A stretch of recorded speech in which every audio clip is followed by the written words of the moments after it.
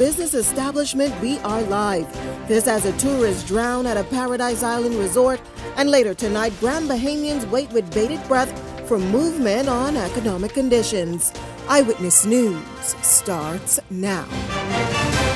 Good evening, everyone. I'm Janae Noel. Thanks so much for joining us. We begin with breaking news tonight. Human remains have been found following a structural fire in the Wolf Road area. At this hour, fire officials are on the scene to contain that blaze. Our Delano Roca is on scene. We're waiting for him with more developing details on this story. As you can see on your screens, firefighters still in the area that has now been cautioned off. Again, human remains found at the site of this structural fire, believed to be a business. Now, officials are telling us that this is a liquor store. As you can see on your screen, we are awaiting an update from police. We do have a team on scene who will be sure to bring us the latest details later on in this newscast. Be sure to continue to watch. Well, on to another developing story, another incident involving shark bites. Police are investigating an alleged shark attack involving a Caucasian male in Harbin's Key Black on February 11. Now, reports indicate that the victim was reportedly riding an Evo water toy in the basin when he was bitten on the right leg by a shark. The man was attended to by medical personnel, which led to him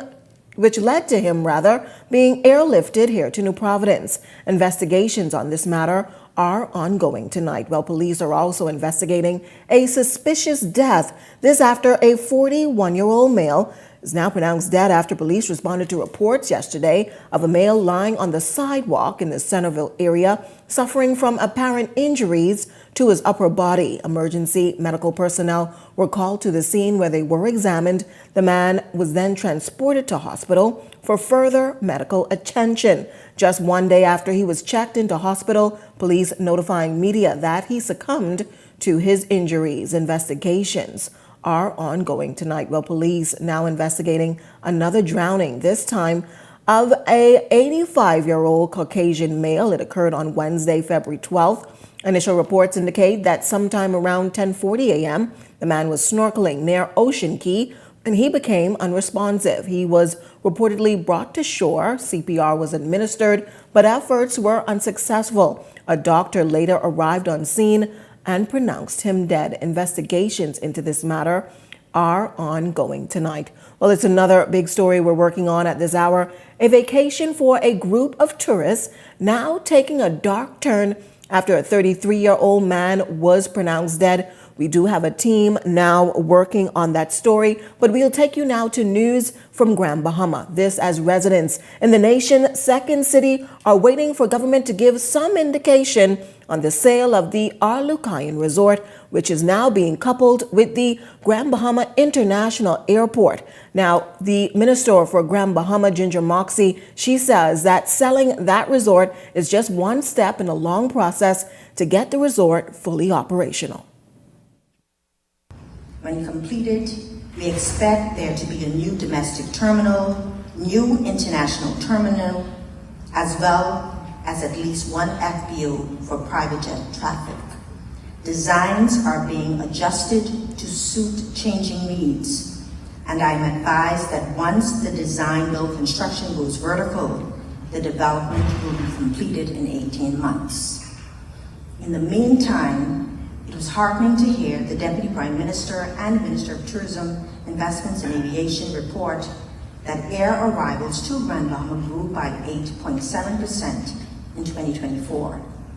In fact, when compared to the 16 tourist destinations, growth in air travel to Grand Bahama was second only to Abaco. In 2023, Grand Bahama arrivals were 31.8%, which was the fastest growing in the country. Shut out. That's how the owner of a business establishment that has been operating for half a century in Grand Bahama say they feel tonight, as they say they're not the only ones. Lauren Madu, the manager of Freeport Jewelers, telling Eyewitness News that her family business, along with many other vendors in the Port Lucaya hub, have been overlooked for stakeholder opportunities at the new port. Speaking at the 2025 Business Outlook Conference, she raised her concerns directly to the Minister for Grand Bahama, Ginger Moxey, during the question and answer session. My disappointment is that it's supposed to be for Grand Bahamians, but I'm not seeing that at all. We were very excited about the new cruise port, and it was an opportunity for us to, expand our business, because where we are now in the Port of Kai marketplace, things are a little bit, on the down end. So this was very exciting for us. However, we went through all the channels so that we could apply and get a spot, open a store, and that didn't happen for us. So I reached out to find out, what's going on, and they told us that they decided to give it to a very large jewelry store, and that store wasn't Grand Bahamian owned. And the 3 jewelry stores that are prominent stores in Grand Bahama, and none of us were given the opportunity to set up shop. So my disappointment is that it's supposed to be for Grand Bahamians, but I'm not seeing that at all. And that's not just for the jewelry business. I've spoken to other persons who own their businesses in Grand Bahama, and they also were not given that opportunity. Well, is government doing enough to protect Grand Bahamian businesses? It's a question that Eyewitness News put to the Minister for Grand Bahama, Ginger Moxey, this morning. This following those allegations from local business owners who say they feel snubbed by Carnival Cruise Line for an opportunity to be a vendor at the new cruise port being built in East Grand Bahama. Theo Seeley also questioning Minister Moxey to find out if the government is aggressively working to secure profits for Bahamians in the midst of big developments. Just piggybacking off what the business owner said, do you think more could be done from a government perspective in terms of strong-arming these investors? I mean, this is our country, right? And when you look at the fact that they want a piece of our paradise at the end of the day, what is being done from government's perspective when you sit in these roundtable discussions to ensure that there are certain parameters in these heads of agreements to ensure that there's a certain percentage of, just how it is, a certain percentage of construction workers on site? First question, can government do more to strong arm these foreign investors to ensure that Bahamians are not disenfranchised? And what do you say to disenfranchised business owners on a struggling island like Grand Bahama, where there is prospective rebound, but they still don't feel as though they have a piece of the pie?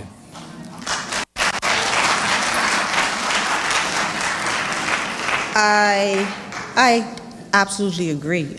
We have, like I said, we've been in constant communication with Carnival Cruise Port and others to ensure, I would say I'm the ultimate advocate for Grand Bahama and Grand Bahama businesses. So we've been meeting frequently on everything from contractors and construction companies and the RFPs that go out to ensure that it's communicated widely enough so that our people are aware and they have all of these opportunities that exist. And yes, Grand Bahama is and should always be the priority. It's on Grand Bahama Island. And so I would say that we continue to advocate for and we'll continue to address the matter. Still talking news from Grand Bahama tonight, Rupert Hayward, the principal and director of the Grand Bahama Port Authority, asserted that the government and the GBPA must develop a viable economic model to ensure the success of Grand Bahama Island. Now, his comments come amid a heated public row between the GBPA and government. Some critics argue that the government has failed to uphold its responsibility to Grand Bahama, while others claim that the GBPA has not done enough to attract those top investors. Well, Hayward insisted that efforts are underway to revitalize the island's economy, but stressed the need for stronger collaboration with the government to turn the nation's second city around. GBPA works daily and closely with every investor to develop opportunities, help negotiate purchase property, and introduce them to finance and also local operating partners like yourselves. And as best we can, we facilitate access with the Ministry of Grand Bahama to the agencies in Nassau like PIA, NEC, and DEN for their required approvals. So while acknowledging the enormous effort by all stakeholders, GDPA, Ministry of Grand Bahama, I can tell you that it takes far longer than it should to get Freeport turned around. Yes, there is a great deal of activity afoot, but in my mind, we must create an economic model that protects us and our economy from future storms and economic downturns.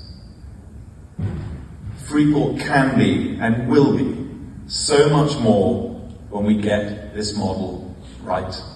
Eyewitness News also pressing Hayward, he's the principal and director of the Grand Bahama Port Authority, to answer who's dropping the ball, the government or the GBPA in Grand Bahama, when it comes to the overall growth and economic rebound of the island.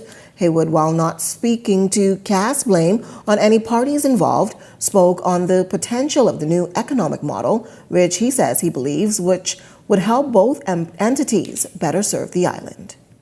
Today saying the Port Authority is perfect. In fact, I've said it in a number of speeches that we need to create a bona fide world-class organization. We do have constraints, and those constraints, can be removed by us working closely with the government. I'm sure the government would say there are things that we need to do better, but we know there are building blocks for sustained growth in Grand Bahama. And those building blocks are the things that I mentioned today.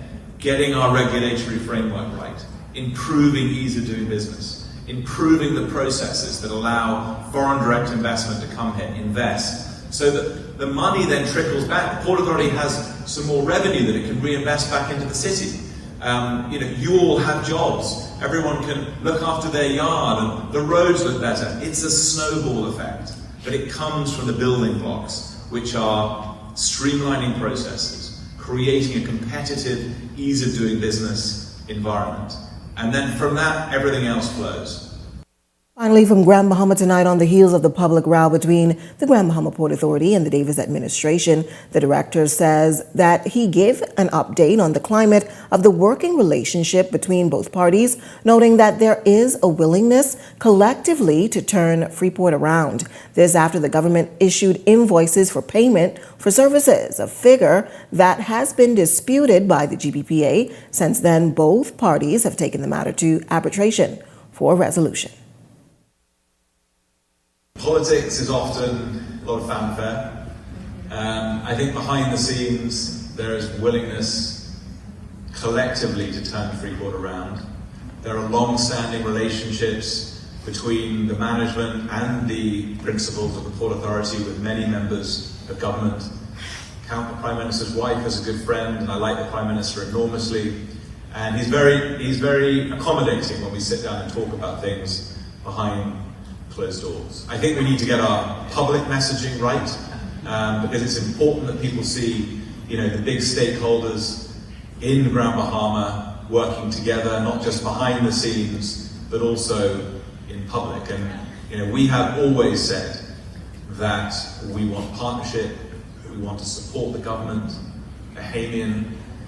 We want to see our government thrive and succeed for the benefit of not just Grand Bahama, but the entire islands of the Bahamas.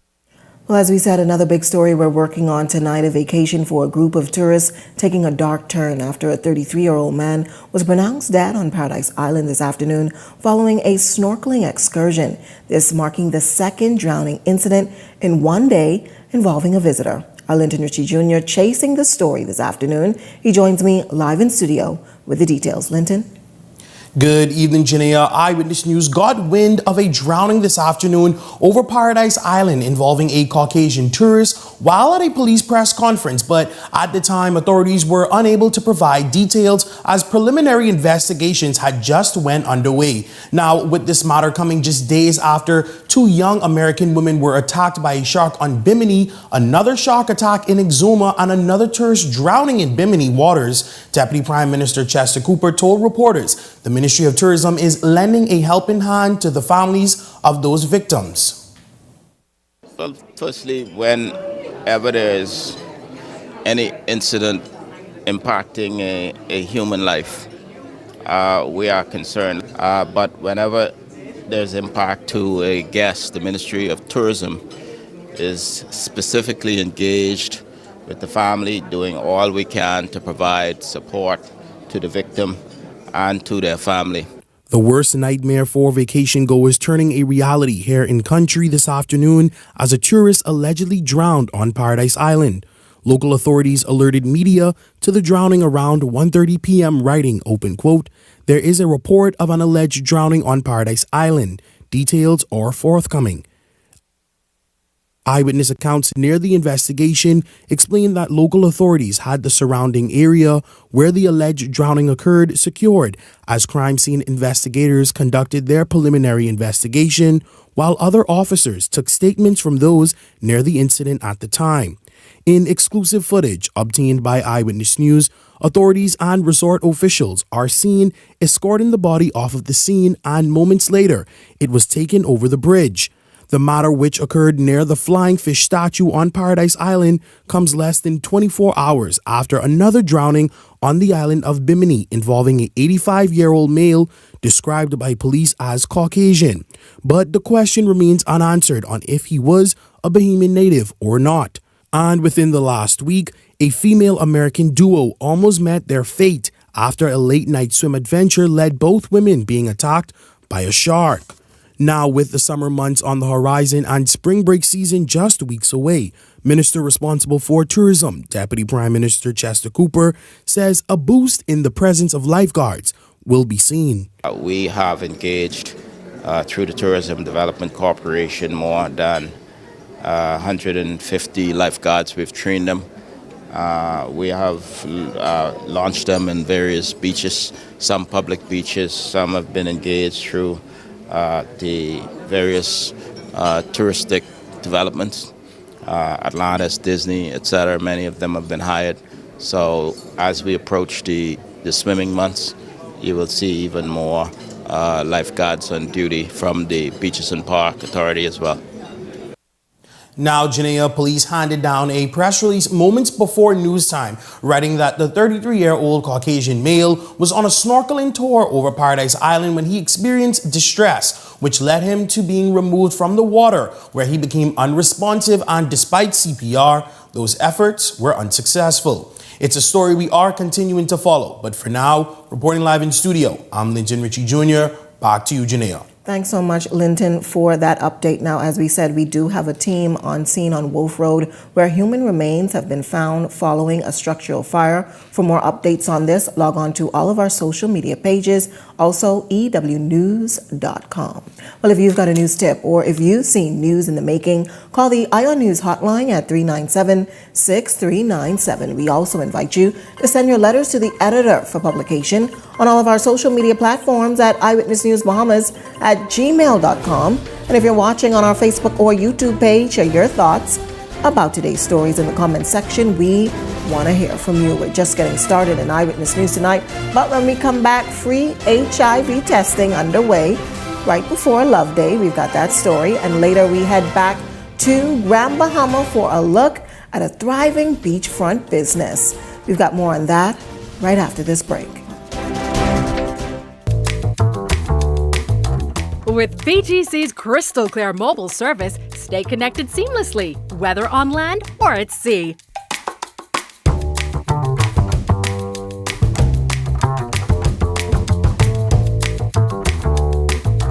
Our reliable postpaid plans keep your loved ones closer, no matter where life takes you.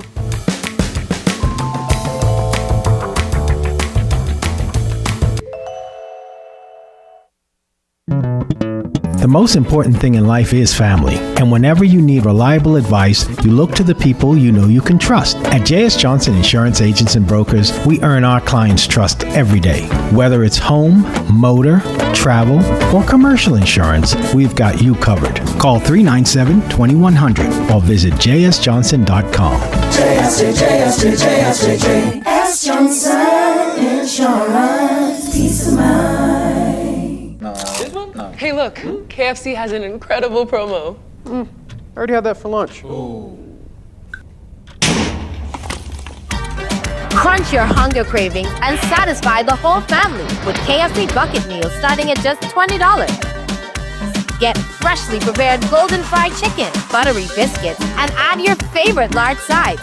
Bucket meals starting at just $20. KFC, finger licking good.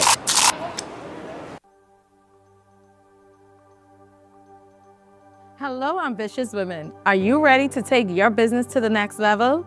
This is your chance to shine. I'm Adriana Fox, co-founder of the Fox Foundation. And I'm Adriel Fox, legacy advocate of the Fox Foundation. We're thrilled to announce the second annual Women's Entrepreneurship Episode Grant Initiative, created to empower and support women like you who are making waves in the business world. This year, we're offering $75,000 in grants to female entrepreneurs with innovative business ideas in undersaturated markets and industries that have yet to reach their full potential. Our top 3 prizes are $25,000 for first place, $20,000 for second place, and $15,000 for third place. In addition, 7 runner-ups will receive $2,000. We encourage businesses such as those in digital markets like web innovations, AI-driven service, niche e-commerce, or emerging industries such as green technologies, health tech, cultural tourism, and personalized educational platform. Whether you're launching a startup, scaling your business, or tackling that big idea that needs a financial boost, this grant is for you. Last year, we funded 10 incredible entrepreneurs, and this year, it could be you. Imagine what you could achieve with the funding to grow your dreams. Apply now and join a powerful community of women entrepreneurs leading the way. Applications are open from January 31st to February 28th. Don't wait. Visit our website for more information. This is your opportunity to break into a growing market and make an impact. Apply today and let's build a future of unstoppable women entrepreneurs together. This segment of Eyewitness News is brought to you by Bahamas Air. Book your sweet escape to Montego Bay today. Visit www.bahamasair.com to book now. Welcome back. You're watching Eyewitness News. Well, the National Insurance Board presenting its 2022 report in the lower chamber, it was tabled, revealing a record number of funds collected through prosecutions of delinquent taxpayers, over $670,000. A total of 709 legal action was taken, while contributions to the fund grew by 5.1%. Benefit expenditure grew by $26.1 million to $353.5 million. This was mainly due to higher unemployment and injury payments during that time. Investment income declined by 10.5% to $69.3 million, while the fund's total investments remained steady at $1.166 billion. The report also noting that by year-end, over 45,000 individuals were receiving monthly pensions. For more on this story, log on to our website, ewnews.com. While the plot to murder trial involving an American woman, Lindsay Shiver, her reported boyfriend, Terrence Bethel, and Ferron Newbold Jr., that has been rescheduled for August of this year. This due to the ongoing trial of Member of Parliament for Long Island, Adrian Gibson. Shiver, Bethel, and Newbold Jr. are all being accused of plotting to murder Robert Shiver back in 2023 when the American couple was on a family vacation at their home in Guanaqui, Abaco. Local authorities were reportedly investigating a bar break-in on the island where some $20,000 was stolen during that time. Police reportedly discovered the WhatsApp messages involving Shiver, Bethel, and Newbold Jr. It's a story we are continuing to follow. Still talking news from the courts tonight, 20-year-old Javalo Bryce was handed down the charge of murder by Assistant Chief Magistrate Carolyn Vaught Evans. Bryce is being accused of stabbing 61-year-old Falcon Clark to death on February 2nd on Augusta Street. An all-points bulletin was issued for Bryce 3 days after the Sunday afternoon stabbing, where police reports indicated that they found Clark with an apparent stab wound to the upper body. Bryce was not required to enter a plea to the murder charge when he appeared before Assistant Chief Magistrate Carolyn Vaught Evans. He was denied bail, the matter adjourned to May 12th. Well, today, the Bahamas National AIDS Program, in collaboration with the Ministry of Health and Wellness, hosting a free national HIV testing drive and health wellness fair at the Mullet Marathon. The event just days ahead of Valentine's Day, and it aims to encourage testing and also to promote awareness.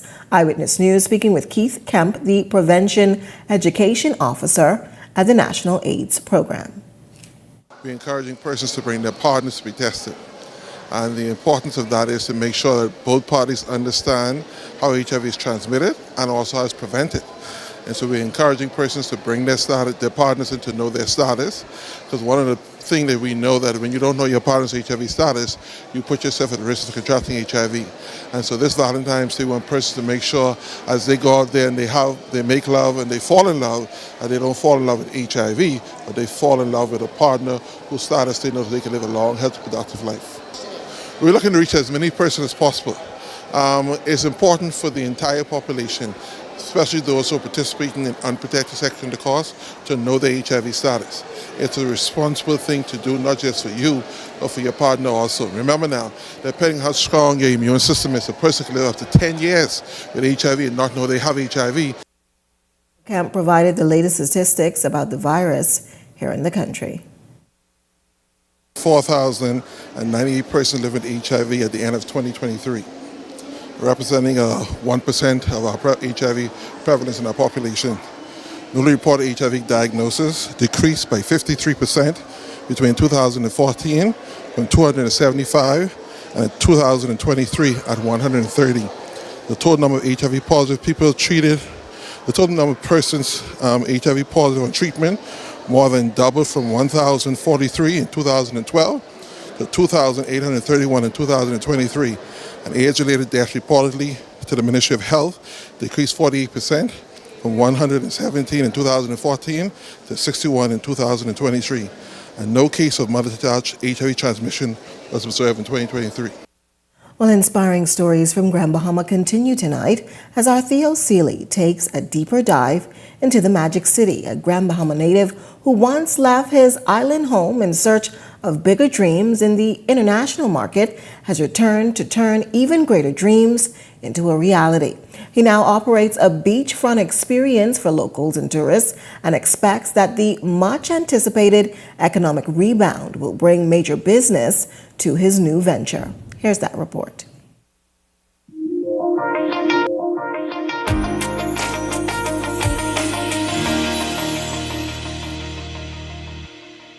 Junkanoo Village Beach Club, ran by Daniil Forbes, sits on one of the most pristine beach strips in Grand Bahama. And as the name suggests, the Junkanoo Village Beach Club is full of vibrant color and provides guests with a transformative live Junkanoo experience while they enjoy nature's beauty that Grand Bahama has to offer. Sun, sand, and sea need local flavor, the people who you talk to. And at Junkanoo Village Beach Club, that local flavor is absolutely welcome. The locals are the bedrock of this club. It's called Junkanoo Village Beach Club. The tourists is the enhancement. The tourists will come and they will see the locals and they will see how we live, how we interact with one another. Forbes says he's always been an active player in the tourism industry. Even though he left Grand Bahama to work abroad many years ago, he says his roots in the tourism sector, coupled with a genuine desire to see Grand Bahama prosper, is what pulled him back home. We had the people coming from all over the world coming into our clapboard house where we had 2 bedrooms, one for mommy and daddy and one for us. That was it. And we was happy to show the people that. They came in and they ate that up. They went back home and they sent us back letters of how wonderful their trip was. We need to do more of that. And I decided to come home because I know we had a family that needed our help coming into the new era. The new era he speaks of is an anticipated comeback for Grand Bahama's economy. As a child growing up on the buses, singing and dancing for all the tourists, that was my role. Now, my role is to bring other young people forward to sing and dance in the bus of the environment that we're having here. But you can't do that if everybody leaves. So he's returned, and his growing business on any given day is buzzing with hundreds of tourists, Cold island beverages in hand, lounge chairs to kick their feet up in the island sun, a bevy of island dishes to enjoy, and a live Junkanoo performance provided by the Superstar Rockers. Culture needs to spread to the point where people can actually eat off it, can actually, have a 9 to 5 doing Junkanoo. And this is like a stepping stone for that. Sean C. Gray, leader of the Superstar Rockers, says it feels good to be employed on Grand Bahama Island by a Grand Bahamian who's doing big things to promote a comeback. So those that survived here, as the island takes off, you're just going to thrive. And what's the secret ingredient to thrive while being a part of this era of change? The only thing we say is that, the people coming in and they're taking over our business, or they're taking our beaches, or they're taking our hotels. They're not taking anything. You're giving it to them because your lack of presence is allowing them to fill the void. Now, if you decide that you want to be a businessman or a businesswoman, bring the goods. Now you've heard the story of this business's success in the second part of this business feature on Junkanoo Village Beach Club. I'll let the tourists tell you why they chose Freeport Grand Bahama as their #1 choice as a vacation spot here in the islands of the Bahamas. Reporting from Grand Bahama Island, I'm Theo Seeley, Eyewitness News. Thanks, Theo. Great stories coming from Grand Bahama. Still to come tonight, 2 men who went viral for their heroic deeds recently. They're being saluted. We've got that story coming up, but first, here's a check on tonight's weather forecast.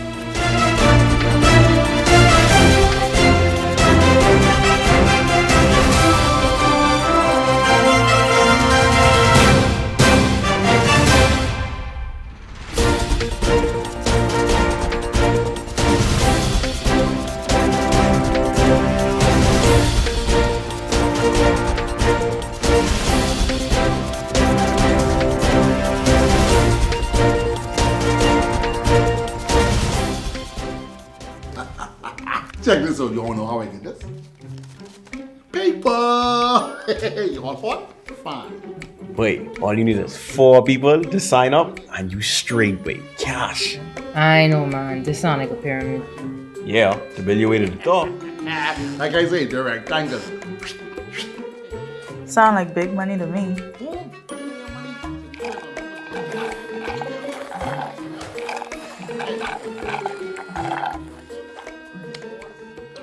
You all know scammers always try to promise you a quick and easy cash. Paper, paper, paper. Don't let them pressure you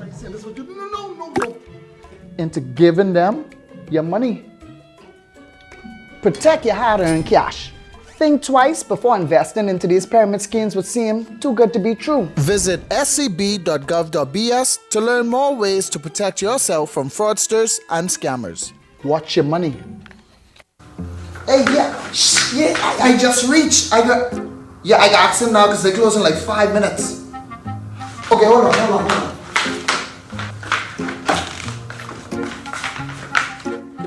Oh, sorry. Hi. I heard y'all added more things to pay, like government fees or something. Yes, sir. We're now accepting payments for Department of Immigration, Department of Labor, and the Royal Bahamas Police Force. Okay, good. I come to pay a police record and a labor certificate. Okay, no problem. What's the name? Uncle Boogaloo. What's the first name? Uncle. And the last? Boogaloo. You in the system. Are you paying by cash, sir? Coins. Pardon?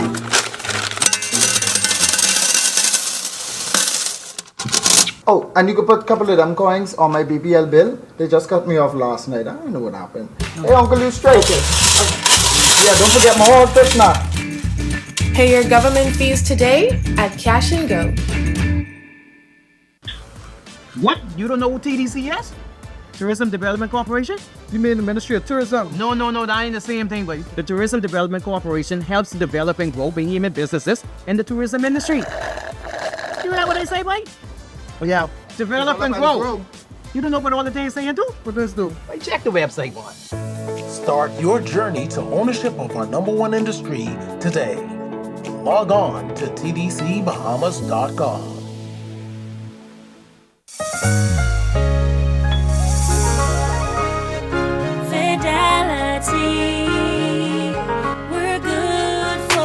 My business couldn't survive without my credit card machine from Fidelity. It's fast, convenient, and my clients love it. My sales increase and I can track my earnings. Get your credit card machine from Fidelity today. Call 356-7764.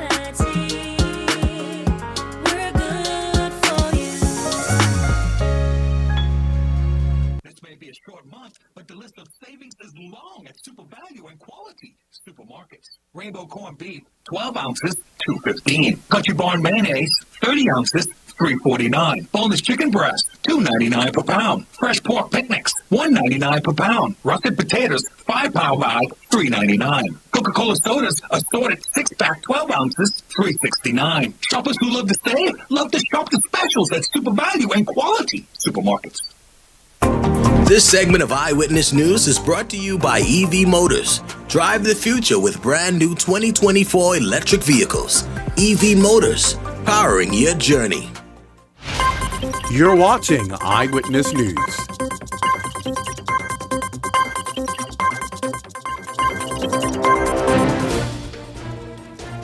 Welcome back. Here's a look at your Eyewitness News gas tracker. You're getting the cheapest tonight at $5.45. Rubis coming in at $5.53. Esso, the highest tonight, $5.58. Welcome back. You're watching Eyewitness News. Well, Royal Bahamas Police Force Sergeant Arnold Nesbitt Jr. and Bahamian civilian Delano Clark awarded today for risking their safety in 2 separate incidents in the country recently, courtesy of John Bull Group of Companies and Fidelity Bank. Sergeant Nesbitt blocked incoming traffic on the Somilo Butler Highway with his vehicle after a Royal Bahamas Defense Force jogger was hit by a vehicle at night, preventing further injury to the man and now remaining on the scene. Clark restrained a man who was beating a woman at a Blue Hill Road bus stop last year, a moment that went viral on social media. John Bull Representatives Group of Companies Rep. Inga Boleg and CEO of Fidelity Gowan Bow presenting both men with gifts from their respective companies.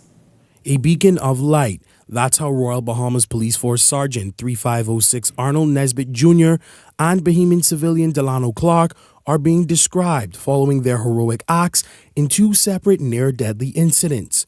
Clark, who saved 44-year-old mother of 2, Latasha Roll, after she was attacked by a male unknown to her as she exited a jitney on Blue Hill Road and Ponciana Avenue back in December of 2024, near tears, says what happened nearly broke him. God just move, so I move. Whatever strength give me. It was hurtful, you know. As for Sergeant Nesbitt, who blocked incoming traffic on Somilo Butler Highway with his vehicle after a Royal Bahamas Defense Force jogger was hit by a car at night earlier this month, he emphasized that he was left with no choice. What we do when we see our brother or our sister in need of help shouldn't be a delay in your thoughts as to whether or not you're going to help. Both of the victims in the matter suffered severe injuries as Roll walked away with 2 broken legs and Cox had no broken bones, but damage was done to his back, head, left arm, and legs. Deputy Commissioner of Police Anthony Roll noted the men who saved the lives of those victims amplifies that all is not lost. These 2 incidents exemplify the goodness and bravery that exists within our society, reminding us of the importance of stepping up to help each other. The men deemed heroes received gifts from John Bull Group of Companies and Fidelity Bank. CEO of Fidelity Bank, Gowan Bow, explained that the path of empathy is one he hopes Bahamians continue to walk at a time where our streets seem to be plagued with violence. We need a few caring persons like the ones we are recognizing today that set the example and hopefully change us back to the society we used to be. Vice President of John Bull, Inga Boleg, said from her view, it's about keeping the acts of kindness continuing. Bringing our communities to where we used to be, a point where we cared about people, we were our brother's keeper, and we believed in paying it forward. And so all of those things and for all of those reasons, it's why I'm here today.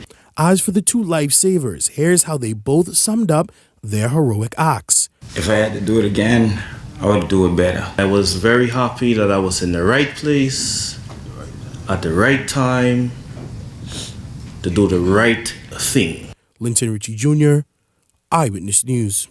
Thanks, Linton. Well, as we said, our Eyewitness News team on the scene of that structural fire on Wolf Road where human remains have been found. Our Delano Roker is standing by with the details. Delano? That's right, Janea. Authorities have confirmed human remains have been found. Now, I'm standing in front of the Aidley's food store where residents and onlookers said that at about 4:40 this afternoon, plumes of smoke began to emit from inside the building. When we arrived, fire officials were on the scene and the blaze was swiftly contained. Now, there is also a family that lives above the building and they are safe as well. If you look behind me, investigators mere moments ago removed those aforementioned remains. Now, this is an ongoing investigation. Back to you at the desk. Of course, it's a story we are continuing to follow, but still to come tonight, our Laurencia Smith has your latest check on sports. Good evening, Laurencia. Good evening, Janea. The 12-man roster that will suit up for Team Bahamas for the FIBA AmeriCup has officially been named. I'll tell you who's on the team straight ahead in sports.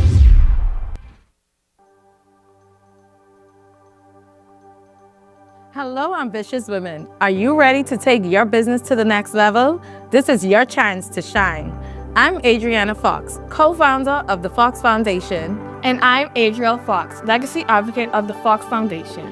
We're thrilled to announce the second annual Women's Entrepreneurship Episode Grant Initiative, created to empower and support women like you who are making waves in the business world. This year, we're offering $75,000 in grants to female entrepreneurs with innovative business ideas in undersaturated markets and industries that have yet to reach their full potential. Our top 3 prizes are $25,000 for first place, $20,000 for second place, and $15,000 for third place. In addition, 7 runner-ups will receive $2,000.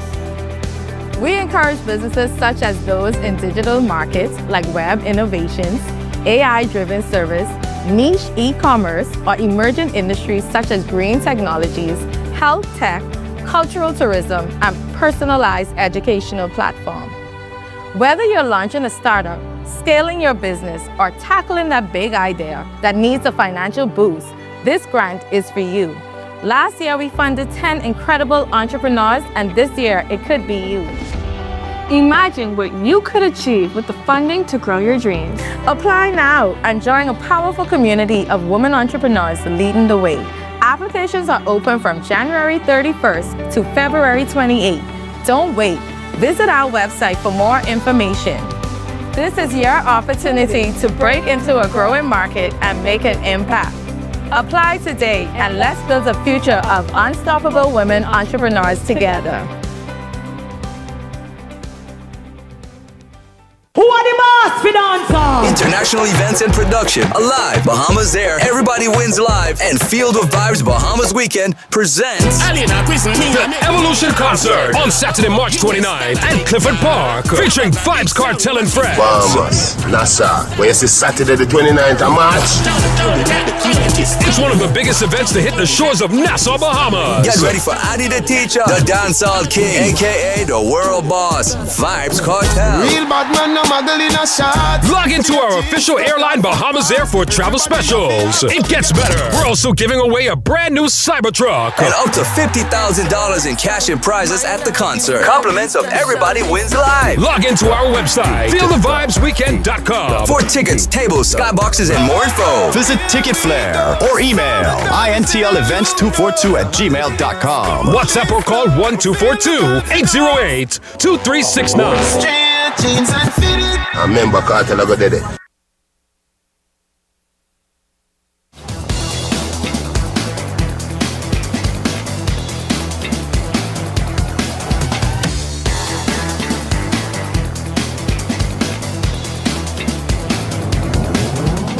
Eyewitness Sports is brought to you by 103.5 The Beat.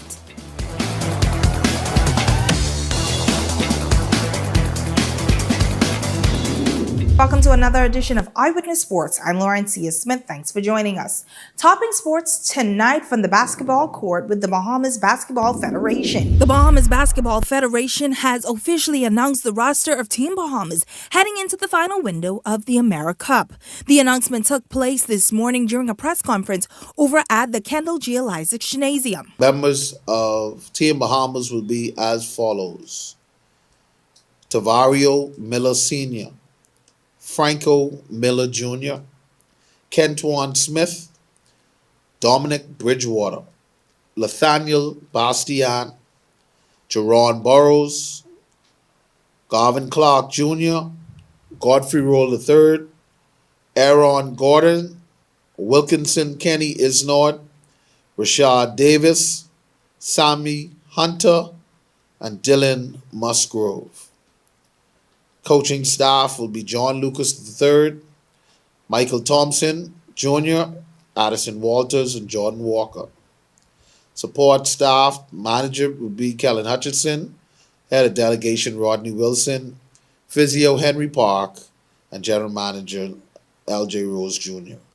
Now that's first Vice President of the Federation, Moses Johnson. He expressed strong confidence in the team, emphasizing their readiness for the upcoming matchup. The team that's assembled has been around. These are the same guys who have been around.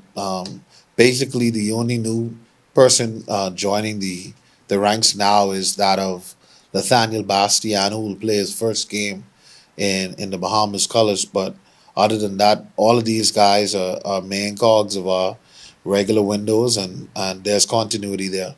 At least 8 to 9 of these guys have played continuously in these windows, and so there's some continuity and synergy there. Heading into this final window, it is a must-win for Team Bahamas as they take on Cuba in Group D action Thursday, February 20th at 8:40 p.m. Then in Game 2, the Bahamas will face off against the United States on Sunday, February 23rd at 7:10 p.m. Both games will be held over at the gym. Heading into this final window, the Bahamas has a 1-3 win-loss record, with their only victory coming in the first window, an 88-77 win over Puerto Rico. The U.S. lead Group D at 3-1, followed by Puerto Rico and Cuba, who both have a 2-2 win-loss record. Meantime, into more exciting news from the baseball diamond. 24-year-old outfielder Christian Robinson making stride this offseason as he prepares to head into spring training. He is one of the non-roster invitees to join the Arizona Diamondbacks. The 40-man roster is training this month. Roberts could not hide his excitement about the opportunity. I always get excited when I hear the news, when I get the call, whether it was my first go or my first go with it, or this previous off season when I got the call. It was feeling of relief, more so this year than the first few years. Probably more excitement on that end, but still excited, very excited. I'm ready to go. I think at this point, the invite means a little bit more to me, if I'd say. And as I said earlier, just being prepared for that and showing that. Now, the full squad workout for the Diamondbacks are scheduled to start around February 17th over in Arizona. The team begins Cactus League play on February 21st against the Colorado Rockies. Well, congratulations from all of us here at Eyewitness Sports. Well, that's what's making sports at this hour. I'm Lauren C. Smith. Stay tuned for more news on the other side of the break. Edenwell has expanded their testing menu. We now offer blood work, drug screening, and so much more. Our hours of operation are Monday to Friday, 7 a.m. to 5 p.m., and Saturday, 8 a.m. to 1 p.m., located on 11 Madera Street. We are here for all of your laboratory needs, with fast and reliable lab work done by our friendly and knowledgeable staff. Let us help you take the needed steps to stay in the know about your health. Let's keep working towards a healthier you. Stay Eden well. My name is Limburg Smith. I'm the Director of Sales and Marketing for both Oasis Fresh and Tropic Shipping. Oasis Fresh is a new fresh produce store located in Lyford Storage and Commerce Park, and we sell fresh produce, meats, dairy, and whole foods. We partner with EV because we also offer delivery services to our clients. We offer it to commercial clients and residential clients. And with the purchase of new carry vans, it helps us to deliver our products faster, more efficiently, and it's cost saving to us. So we are very grateful for the partner with EV Motors in regards to our new fleet of vehicles. We used to spend about $220 per se per vehicle, having about 7 vehicles on the road for both our companies, Oasis Fresh and Tropics, which would cost us about $80,000 a year just on fuel. So you can imagine just how happy we are now with our new EV fleet. There was nothing better than a seamless process again, new vehicles for our company to help us proceed and be more efficient in the way we operate our business. Ultra Games turns 8, and it's your chance to participate in the Ultra winning experience.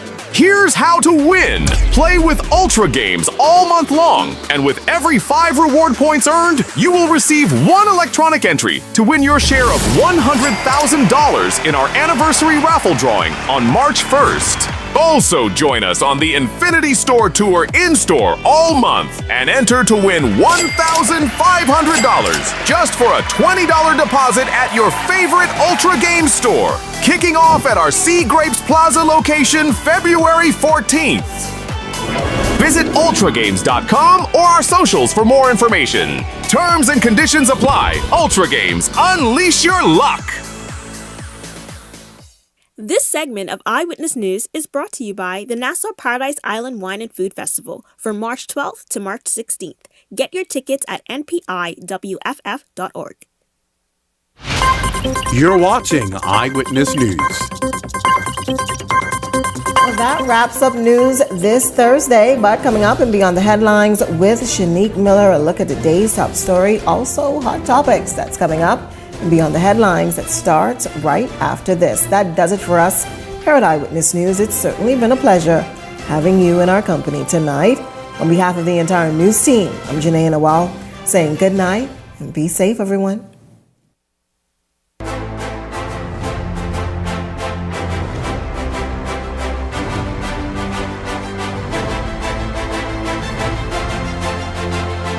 The countdown is on. The first ever Excellence in Education Awards is coming to the Atlantis Resort on Saturday, February 22nd, 2025.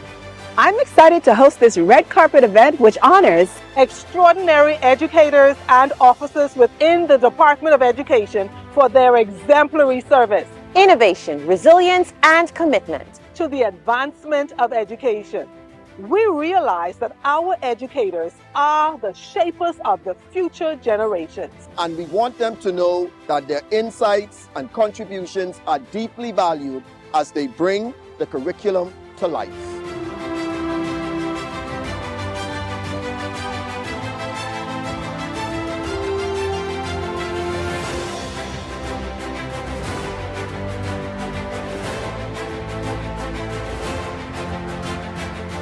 The awards include over 16 categories aimed at celebrating the diverse contributions of teachers, officers, counselors, and special service workers. See who will receive the District Best Practice Award. Guidance Counselor of the Year, Technical Officer Best Practice, Innovation, Student Success Advocate, and Administrative Excellence Award. Student Choice Award, and even the Unsung Hero Award.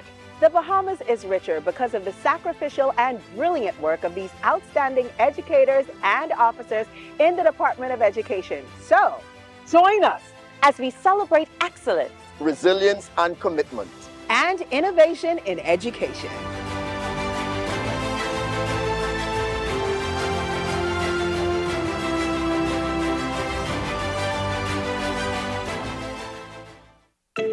Tired of driving around from place to place just to get your car insured and licensed? Frustrated with the process of being back and forth from your insurance company to road traffic? Well, BMG Insurance Agents and Brokers just made insuring and licensing your motor vehicle as easy as 1, 2, 3. Step 1. Visit us at the Road Traffic Department, Section 1, Thomas A. Robinson Sports Stadium. At our office, you can purchase or renew your insurance or get your vehicle inspected. We at BMG BMG Insurance Agents and Brokers represent major carriers. Step 2. See the professionals at Road Traffic to get your vehicle licensed. Step 3. Enjoy your day. Insure with BMG Insurance Agents and Brokers today, saving you time and money. Your one-stop shop for all of your insurance needs. Great rates, convenient, excellent service. For more information, call us at 322-2221.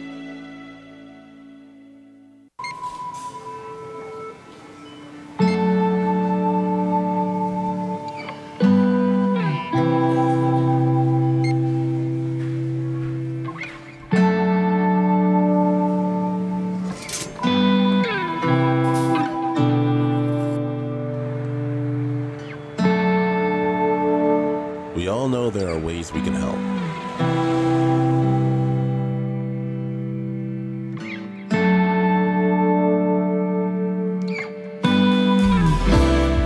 Your help can go even further.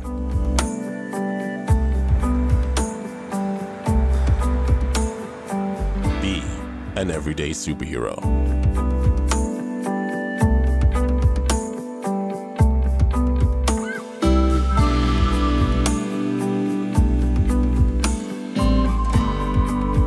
Donate to Hands for Hunger.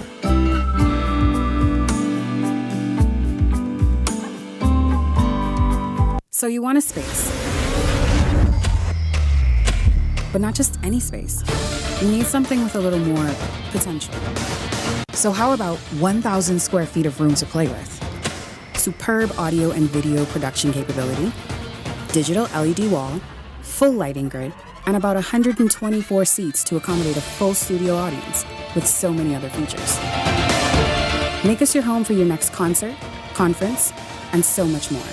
Honestly, the possibilities are endless. Here at ILTV Studios, we'd love to bring your next event to life. So what do you say? Do you want our space?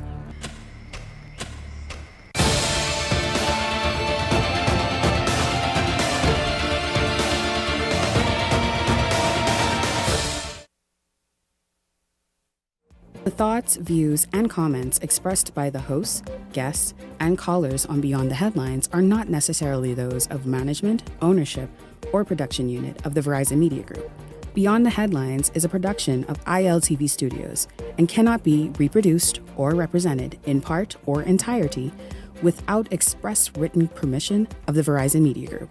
Beyond the Headlines is the intellectual property of the Verizon Media Group. Copyright 2021.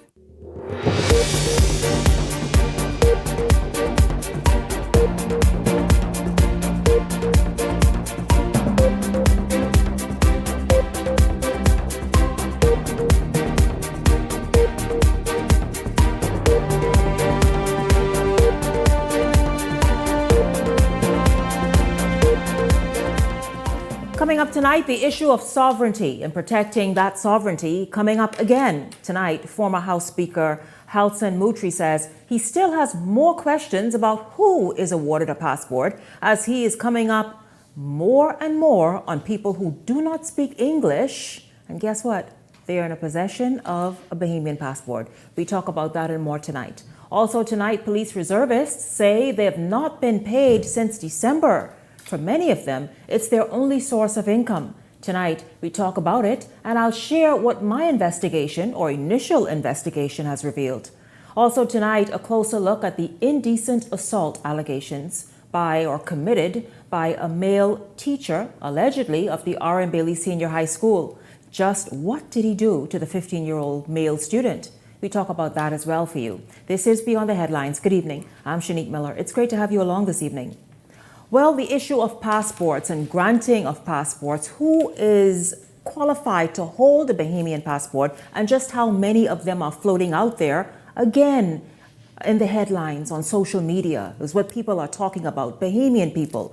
You have seen in recent time a number of persons have been hauled before the courts, foreigners, Bahamians, charged with either fraud or the possession of illegal documents or even fraudulent Bahamian passports. How is it happening? You saw last evening I had on this show the Chief Passport Officer, Nicholas Simonet, who talked about steps that are taking and an audit done by his department that revealed these various loopholes and revealed the fraud acts that are happening, and how, of course, it led to the prosecution of those that we saw hauled before the courts just Monday of this week.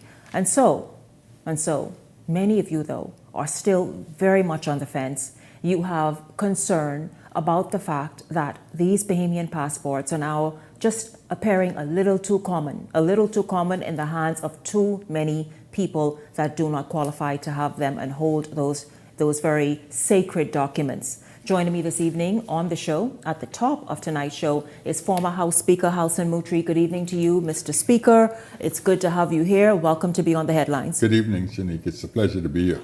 I know that you paid very close attention last evening to that interview with the Chief Passport Officer, Nicholas Simonet, because you've been hammering home this message of sovereignty, this message of citizenship, and all of the documents and accoutrements that accompany that for quite some time now. Yes. And you are quite concerned also about the number of fraudulent documents that are turning up in the hands of foreigners.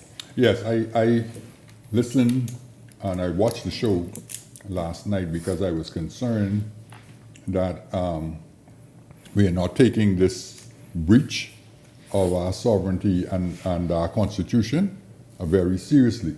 I was surprised to hear the Chief Passport Officer say that he can only speak for himself, which to me is an expression of a lack of confidence in the persons that he's supervisor of. Wait, you're saying you were surprised to hear him say that when I asked the question, did the investigation or audit reveal anybody in his department who may be compromised? And when he said, listen, I can only spare for myself, you're saying you found that surprising? I found that surprising because I read that as a lack of confidence in the very staff that he works for. Oh, wow, that's a way to interpret it. And also, I think the Minister of Foreign Affairs should be also concerned if the Chief Passport Officer is indicating a lack of confidence in others who work with him.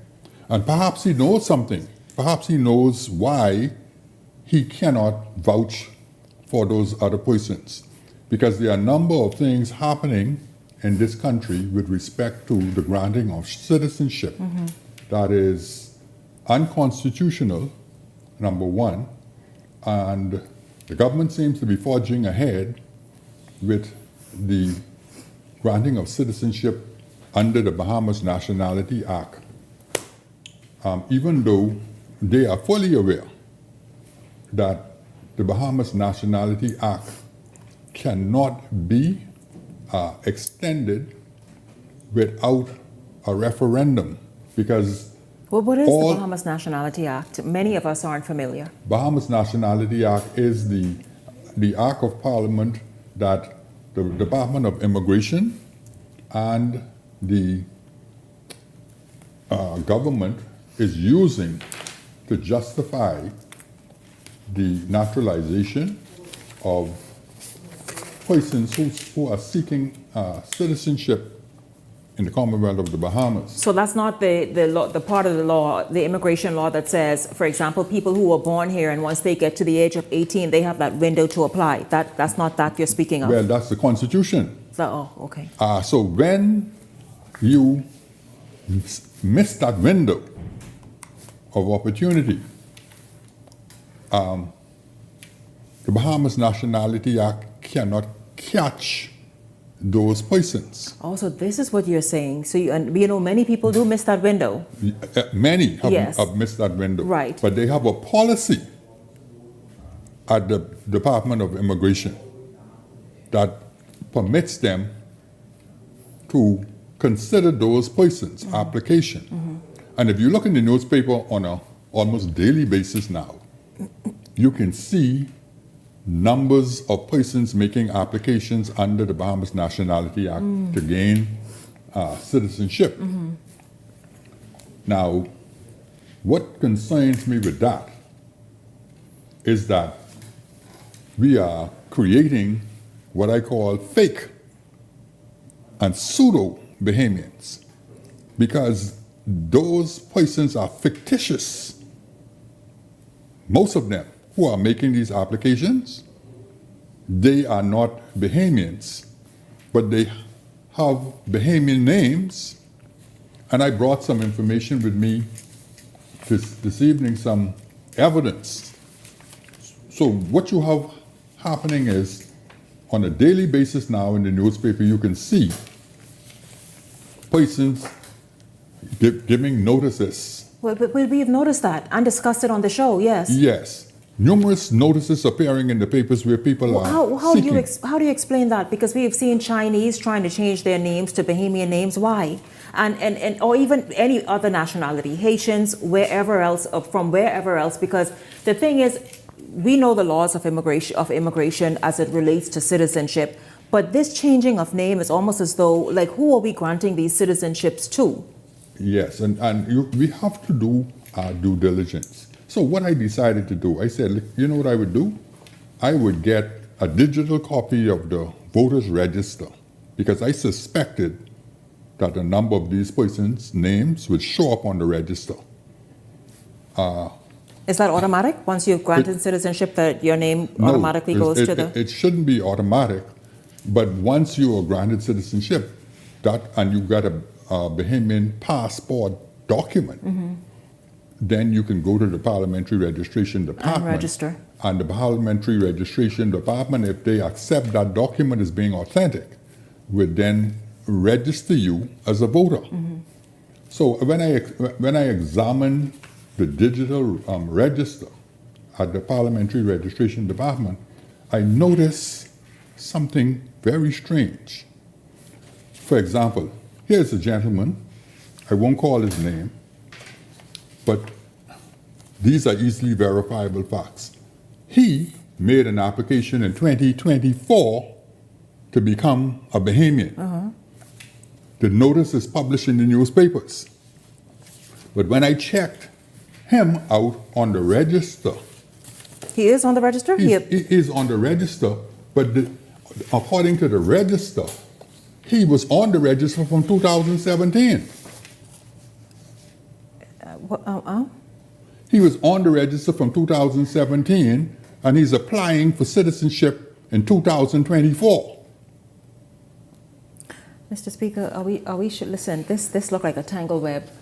Are we sure we are speaking about the same individual? The same individual. That's why I need the Parliamentary Registration Department to explain to the Bahamian people. Is this the individual here, or is someone different? These are number one. This is the person. This is the person here. And the second is another person. I brought 5 examples. Oh, 5. Okay. This individual who just applied, he is on the 2021 Parliamentary Registrar. However, he just in the newspaper applied for name change and citizenship. He's applying for naturalization. In 2024 to become a Bahamian citizen. Yes. But he appears on the register from I see this. 2017. Parliamentary Registration Department. What does this mean? This is the updated version. Yes. Okay. And that is from the portal. They have a portal at the Parliamentary Registration Department. You can go and examine it. Well, Mr. Speaker, what does this suggest? What is this saying? Because if this person has been on the Parliamentary Registrar registration since 2021, no doubt may have voted in the 2021 election, but in last year, just applying for naturalization, which is citizenship. Yes. What are we saying? What are you saying? What it means is that illegal immigrants, this is implying that illegal immigrants have been able to somehow to register and vote in our elections prior to becoming citizens, even prior to making an application to become a citizen. And that is a serious, serious breach of our sovereignty. And I think if we don't address this matter very, very soon, we're going to live to regret it. What is the trouble about that? I mean, we see Trump now saying, listen, we have to go back to basically Americanization. And you know that thing we have about Bahamianization? He is basically saying Americanization in terms of America first. The fact that you are now suggesting that we are playing with something as sacred as the vote as allegedly, according to you and your research, playing with the registrar's register. And so therefore just, I don't know, treating it very cheaply and allowing anybody access to it. What does that mean for this nation? What it really means is that we are being annexed by these, what I call fictitious people. These people who come to the Bahamas either get some corrupt person in the Parliamentary Registration Department or in the Passport Office to issue them a fraudulent document, or perhaps even arrive here with a fraudulent document prepared in another nation. Well, we know that's happening as well, reportedly. Are able to put themselves in a position and exercise the rights that are reserved only for Bahamian citizens. And you hold firm to your view that you feel as though there is more going on in the Passport Office than the audit revealed. Oh yes, much more. And I believe the Chief Passport Officer is aware of it, and that is why he won't vouch for anyone but himself. Because there's just too many things that are going on that are inconsistent with the procedure and policy that he enunciated. Just too much of it going on. It does beg a lot of questions. I had a situation, yes, this was a personal experience, where I went to the magistrate court. Mm-hmm. And at the magistrate court, there's a identification bench now, and a requirement that you have to produce an identification as you enter the building. Well, there were about 6 or 7 persons that produced a Bahamian passport. Mm-hmm. But when we got up to the court, those persons needed an interpreter. Interpreter for what? For the language. They couldn't speak English. But wait a minute. Now, we know the qualifications of, well, you know what? I want you to go and talk about these various sort of sub-areas that a person can gain permanent residency or naturalization in a minute. But ordinarily in the Bahamas, you qualify for citizenship through being born here, reaching the age of 18, and have that window to apply for citizenship. Then clearly these people have not been living in the Bahamas. Exactly. If they don't speak English and needed an interpreter. They cannot speak English at all. This happened at the courts? At the courts. They produced a Bahamian passport as their document of identification, but they needed an interpreter. You recently, I think this is dated last year, almost a year ago, you wrote into the passport office, to the chief passport officer, asking for several bits and pieces of information. Why? I was concerned that passports were being issued, or perhaps could have been issued, to persons who were naturalized under the Bahamas Nationality Act. And so I wrote in to the passport officer, the chief passport officer, and to the director of the Department of Immigration, and I requested a report on the number of passports issued to persons who were naturalized under the Bahamas Nationality Act, and for persons who were issued Bahamian citizenship. And I wrote to the Department of Immigration, Mr. Pratt at the Department of Immigration, and I wanted to know the number of lawful permanent residencies granted, the number of refugees admissions, the naturalization certificates issued, the certificates of citizenship issued, the illegal immigrants repatriated. And those letters were done in March 2024. What was the response? And there was not even an acknowledgement of receipt of the letter. Mm-hmm. And that is why I watched the program last night, and I was surprised to hear the chief passport officer saying how accountable and transparent they are when Bahamian citizens are seeking information and they are not even acknowledging receipt of the request. What is the fare for Bahamians right now? Last night when you watched, you heard me describe to him that there is fear, there is concern, and rightfully so. For example, I gave the example of the United States getting ready whenever they decide to deport, and many people will be holding a Bahamian passport, real or fake. And these are people that we will have to accommodate, though, because they have that passport. Is that part of the fear? That is part of the fear, and I think that is a part of the exposure that is going to happen very shortly.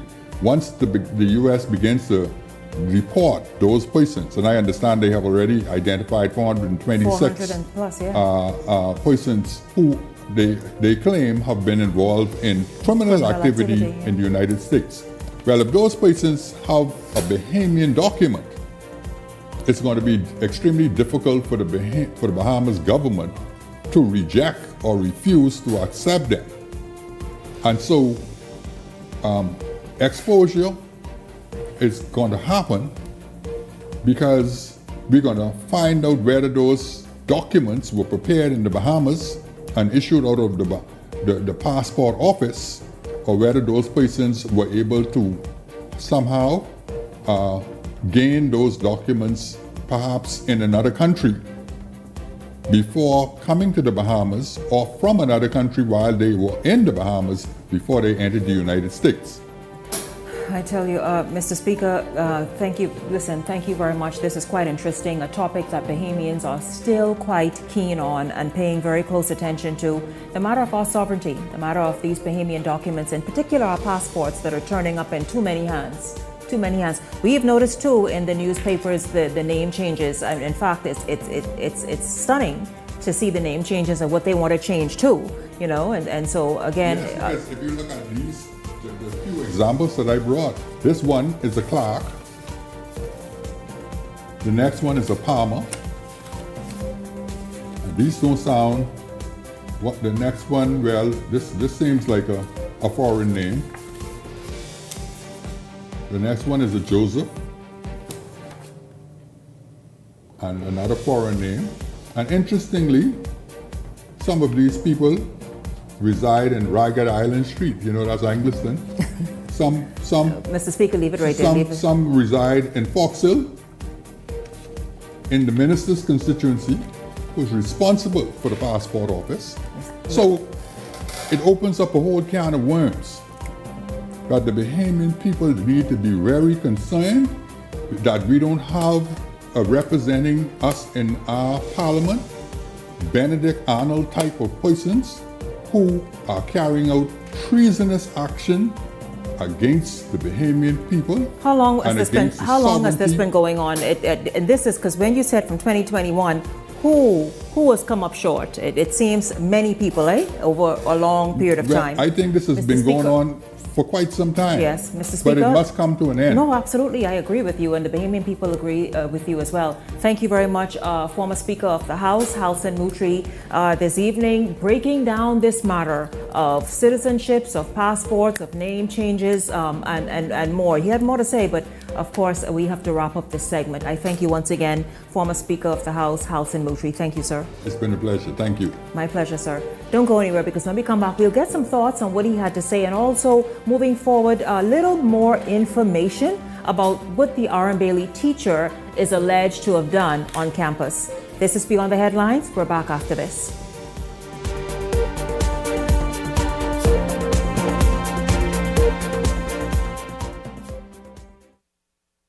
If you enjoy watching Beyond the Headlines, take advantage of our exclusive offers with 4 15-minute interview segments at $1,200 and 20 30-second TV ads at $2,000. Contact 557-0258 or 557-0259 for more information. Go beyond with Beyond the Headlines. Who are the boss for dancer? International events and production. Alive, Bahamas Air, Everybody Wins Live, and Field of Vibes Bahamas Weekend presents the Evolution Concert on Saturday, March 29th at Clifford Park, featuring Vibes Cartel and Friends. Bahamas, Nassau, where you see Saturday the 29th of March. It's one of the biggest events to hit the shores of Nassau, Bahamas. Get ready for Addy the Teacher, the Dancehall King, aka the World Boss, Vibes Cartel. Real bad man, no muggle in a shot. Log into our official airline Bahamas Air for travel specials. It gets better. We're also giving away a brand new Cybertruck. And up to $50,000 in cash and prizes at the concert. Compliments of Everybody Wins Live. Log into our website, feelthevibesweekend.com. For tickets, tables, skyboxes, and more info. Visit Ticket Flare or email intlevents242@gmail.com. WhatsApp or call 1242-808-2369. I remember Cartel go did it.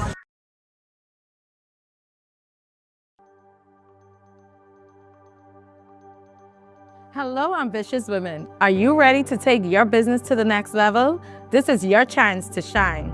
I'm Adriana Fox, co-founder of the Fox Foundation. And I'm Adriel Fox, legacy advocate of the Fox Foundation.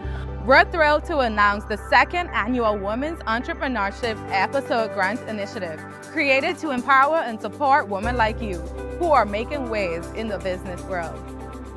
This year, we're offering $75,000 in grants to female entrepreneurs with innovative business ideas in undersaturated markets and industries that have yet to reach their full potential. Our top 3 prizes are $25,000 for first place, $20,000 for second place, and $15,000 for third place. In addition, 7 runner-ups will receive $2,000. We encourage businesses such as those in digital markets like web innovations, AI-driven service, niche e-commerce, or emerging industries such as green technologies, health tech, cultural tourism, and personalized educational platform. Whether you're launching a startup, scaling your business, or tackling that big idea that needs a financial boost, this grant is for you.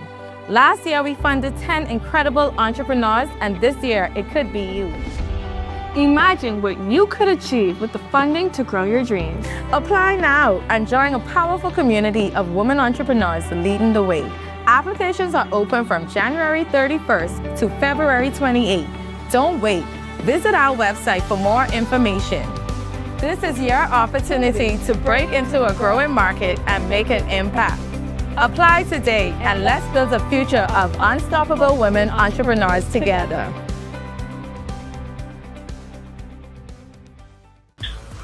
What? You don't know what TDC is? Tourism Development Corporation? You mean the Ministry of Tourism? No, that ain't the same thing, buddy. The Tourism Development Corporation helps develop and grow behemoth businesses in the tourism industry. You hear what they say, buddy? Oh, yeah. Develop and grow. You don't know what all the things they do? What does do? Check the website once. Start your journey to ownership of our #1 industry today. Log on to tdcbahamas.com. This segment of Beyond the Headlines is brought to you by EV Motors. Drive the future with brand new 2024 electric vehicles. EV Motors, powering your journey.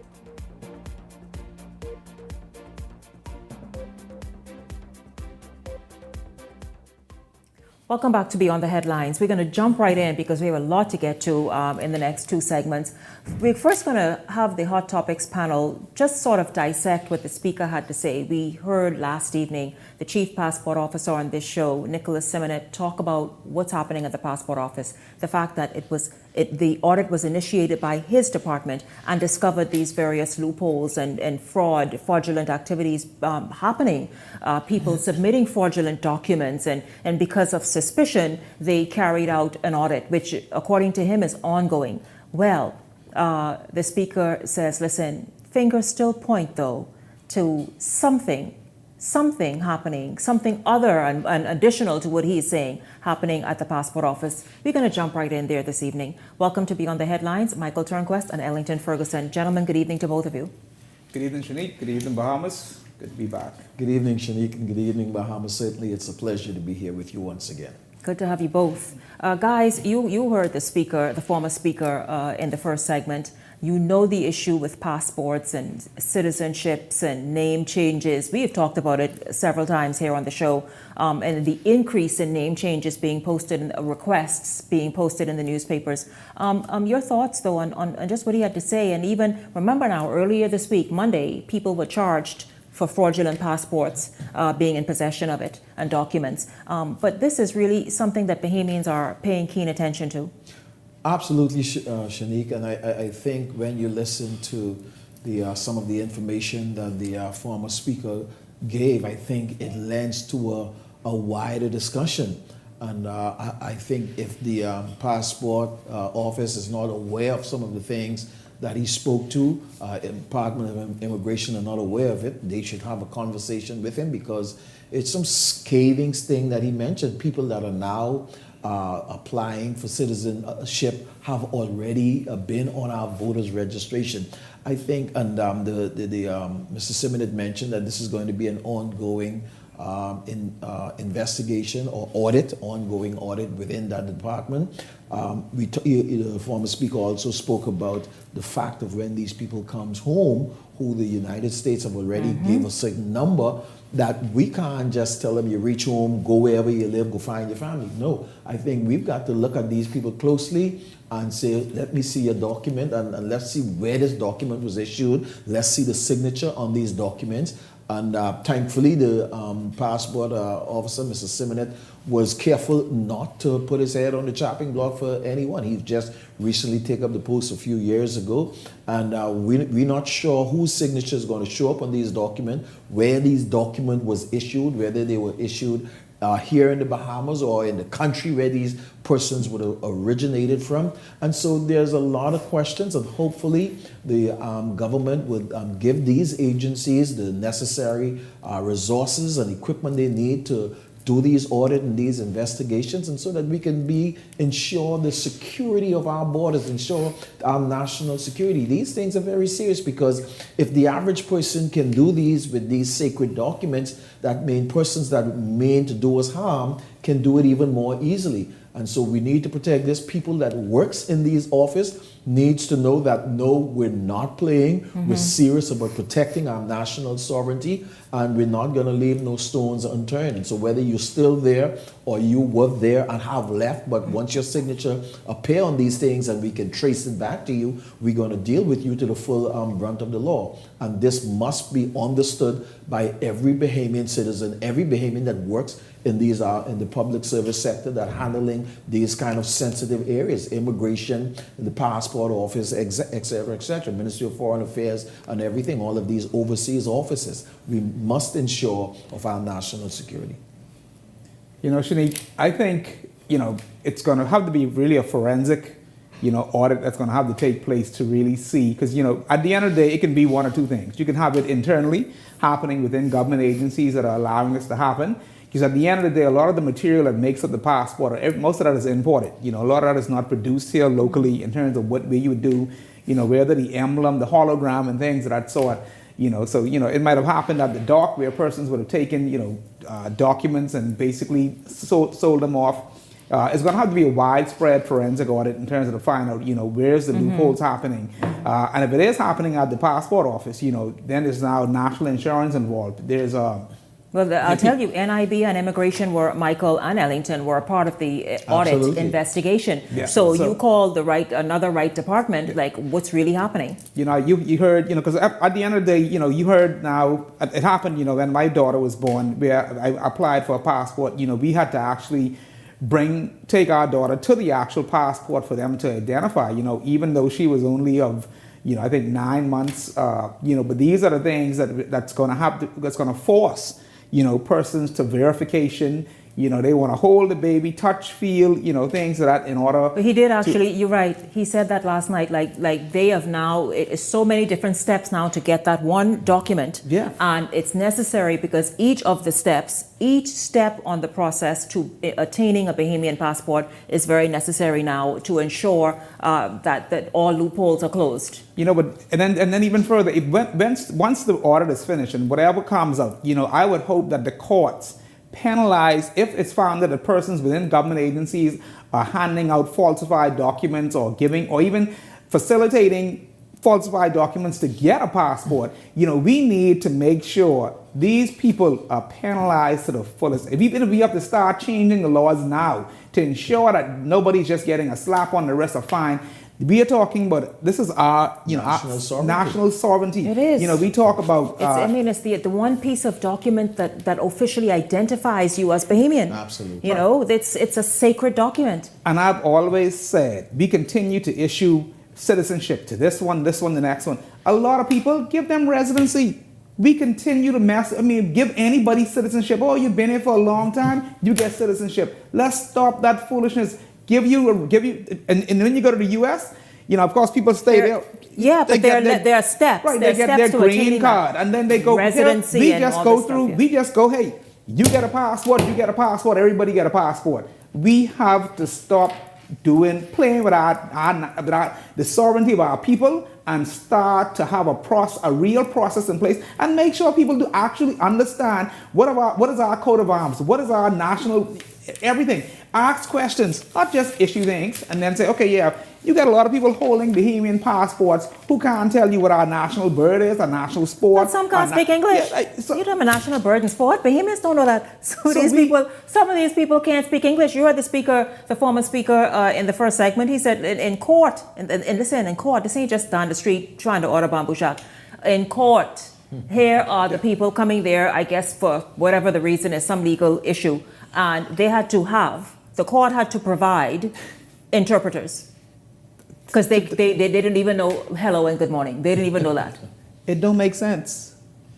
It don't make sense. I mean, we are either we're gonna make at the end of the day our national our number one language is gonna be Creole, because the same as with us. Because at the end of every time you talk to somebody and you see they're holding documents, be like, you try to talk to them, no English. How you could be holding a driver's license? Maybe some people they actually get an actual passport, but don't speak, like you said, don't speak a lick of English. Don't dismiss the Chinese we saw filing in and out of those buildings like ants. Remember last week we talked about that? I mean, like a pile of, forgive me, that perhaps sounds very, in today's world, it was meant to be just a bit in jest. What I'm saying though, there seemed to be a stream, just a never-ending stream of these people walking back and forth, in and out of doors, in a building somewhere on East Street area, I'm thinking it is. And we saw in the newspaper last week or the week before, the Chinese going from whoever, Chang and Wang and Wong, to Davis and Miller and Ferguson. It was stunning. Absolutely. We must be careful. I'll give you a second. We must be careful as we go forth with developing this small country. Still under 500,000 people. See, and that's why we row to protect and guard it and safeguard it, because according to the latest census, still not even 400,000. Not even exactly, completely. And so, yes, as we continue to build the Commonwealth of the Bahamas, we're going to need outside help, but we must be deliberate and guarded about who we get.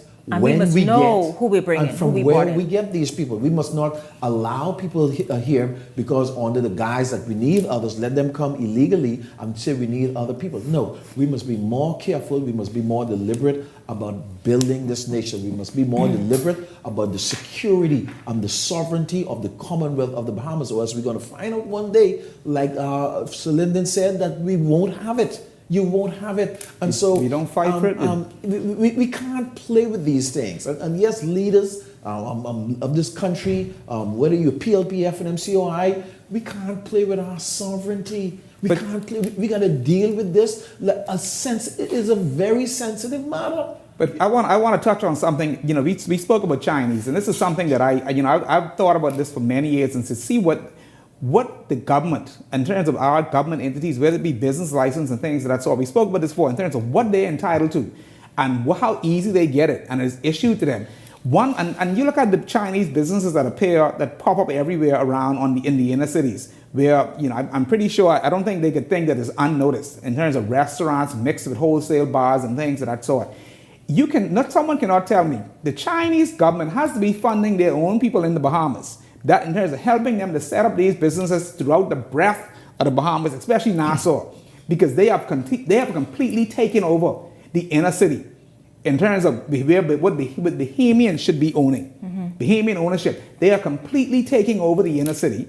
I mean, they're opening businesses as quick as you could. I mean, purchasing buildings and opening buildings, and anything that has an apartment complex on top, you can guarantee you it's purchased.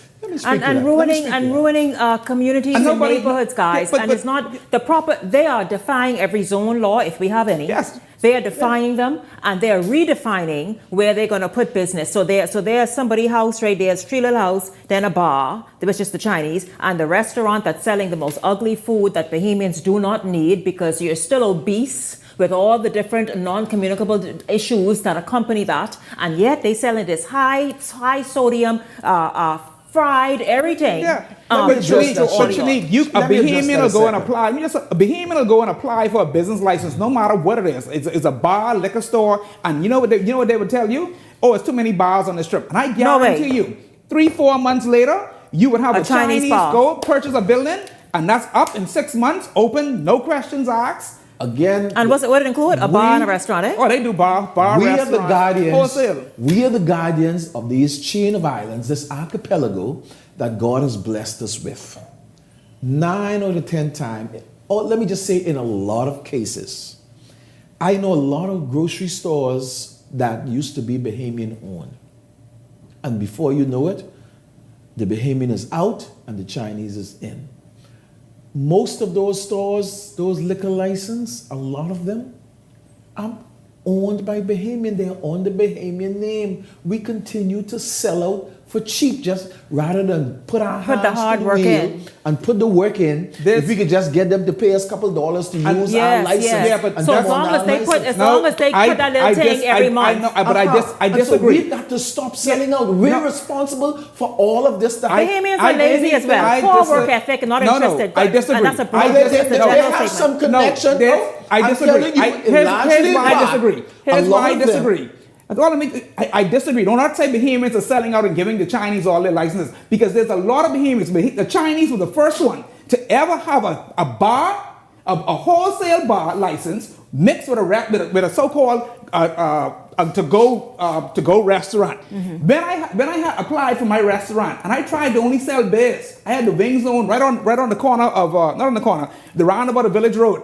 I fought tooth and nail just to get a liquor license to sell beer. They told me no, repeatedly no. The business license unit. Then the Chinese right down the road had a wholesale liquor store and selling food. It's us. But you are agreeing with me just on a different scale. Because again, it's a Bahamian in that office that gives that license. It's us fighting against each other. Yes, but don't say the Bahamians are selling their license. Both. Don't say that. On a lower level. I'm sure some are. But don't say all It's still Bahamian. Because you have some Bahamians. The point about it is, though, gentlemen, what Michael is saying and what you are saying, sometimes the powers that be, whoever they are, want to keep their foot on Bahamians' neck. Powers that be. Speaking of keep foot on Bahamians' necks, let's go to Grand Bahama. Okay, this happened earlier today. As you all know, Grand Bahama is really, the wheels are turning there, looking really attractive. Things beginning to kick off. Well, Justin, how much that is? Justin, don't cut my time. Don't cut my time tonight. Don't play with me tonight. We're going to be right back after this.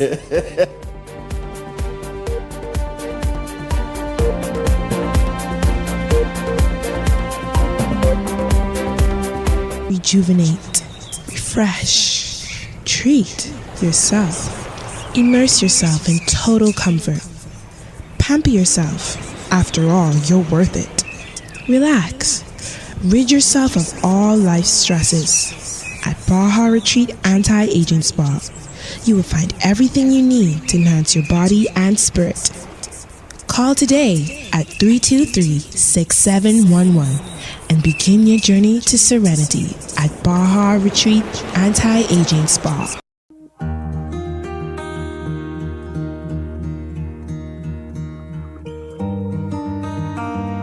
You work hard to provide for and protect the ones you love.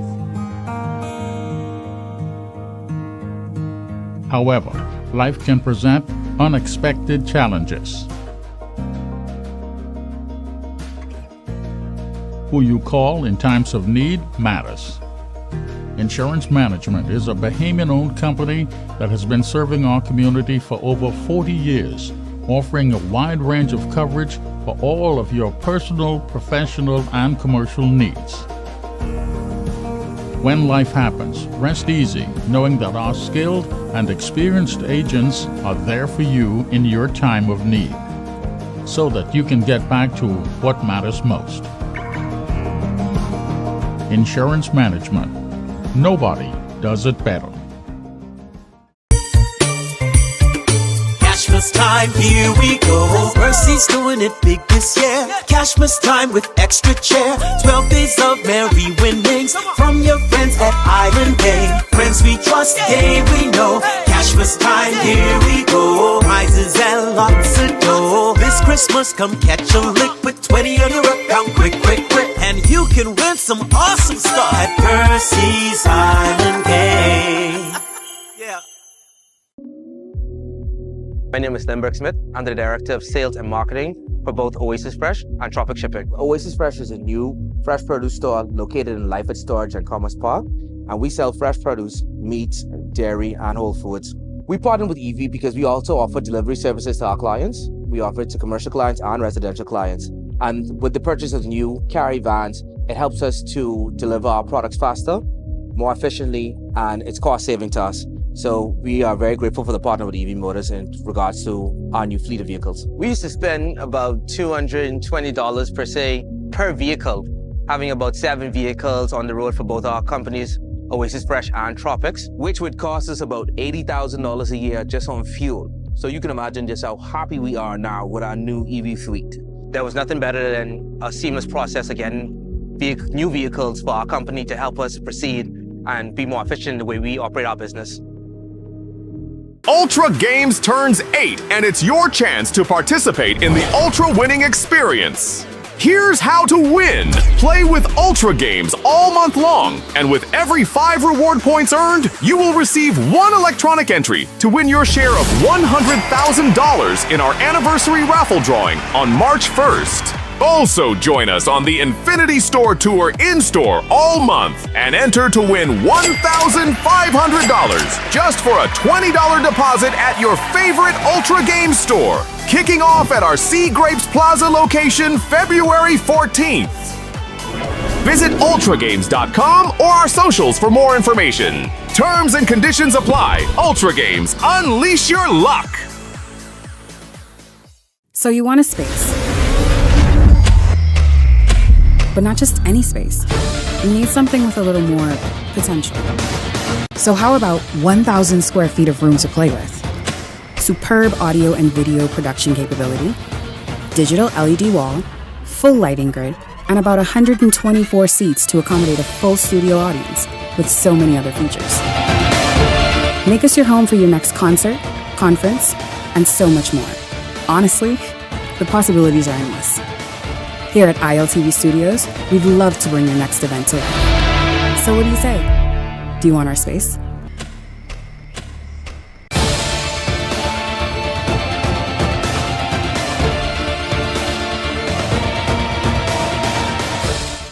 If you enjoy watching Beyond the Headlines, take advantage of our exclusive offers with 4 15-minute interview segments at $1,200 and 20 30-second TV ads at $2,000. Contact 557-0258 or 557-0259 for more information. Go beyond with Beyond the Headlines.